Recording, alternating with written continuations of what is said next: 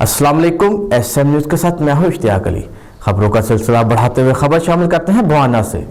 जानवरों को गलघोटू की बीमारी से बचाव के लिए महकमा लाइव स्टॉक की तरफ से वैक्सीन का आगाज कर दिया गया है। महकमा लाइव स्टॉक की टीम चक नंबर 185 में पालतू जानवरों को वैक्सीन कर रही है। इसी हवाले से मजीद तफसीलात जानते हैं अपने नुमाइंदे मोहम्मद अफजल रुमाना से। जी अफजल, बताइएगा क्या तफसीलात है आपके पास?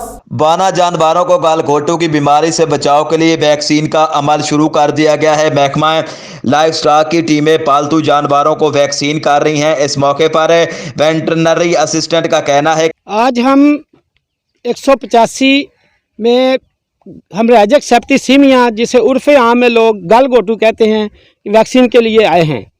ये एक बहुत ही ख़तरनाक मर्ज़ है। इसमें जानवर ऑफीड हो जाता है। जानवर का बुखार 106 और 107 तक चला जाता है। इसकी 3 अक़साम हैं। पहली किस्म जानवर के गले पे अटैक करती है, दूसरी इसके फेफड़ों पे अटैक करती है, तीसरी इसकी अंतड़ियों पे अटैक करती है। जब गले पे होती है तो इसको गलघोटू कहते हैं। जब इसकी फेफड़ों पे हमला होता है तो इसको नमूनिया कहते हैं। और जब अंतड़ियों पे होती है तो इंटराइटिस कहते हैं।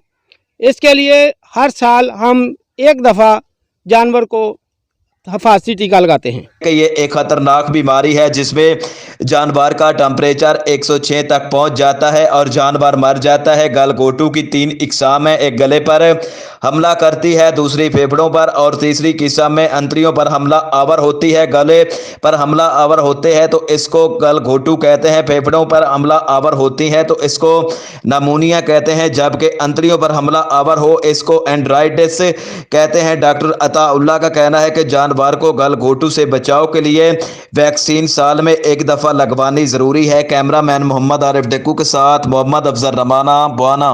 बहुत शुक्रिया अफजल तफसीलात से आगाह करने के लिए। अब तक के लिए इतना ही। मजीद खबरों के लिए देखते रहिए SM न्यूज़।